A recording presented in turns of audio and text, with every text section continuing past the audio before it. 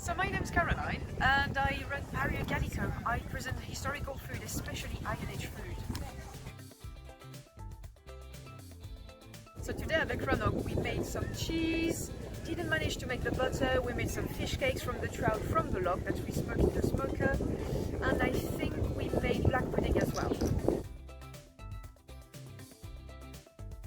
I think that work is important, mainly to show people that there's a lot of ideas that are pretty much myths nowadays and that still continue being told, especially around prehistory and Iron Age. Like, for example, that our ancestors had to eat bland food and just gruel and porridge every day of their lives.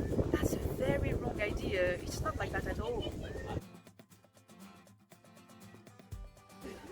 I really like beef and ale stew, but I really enjoy making butter because people go away thinking they can make it at home, and they definitely can. So definitely my favorite, actually there's the butter dish, because there's still butter in it, and there's that little cherry with a bit of flesh on it. 2000 plus years later, this is amazing.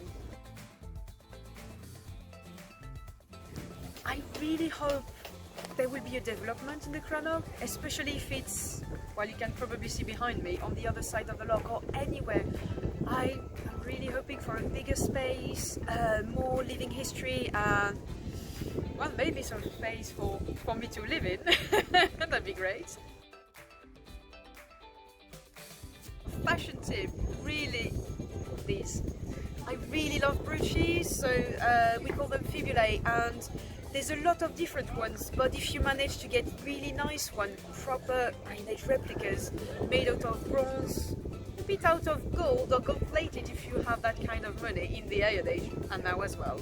These are really the ancestor of safety pin, but if you remove them, your clothes won't hold up either. I won't show anything, but you actually have really necessary jewellery, which is the best of excuses.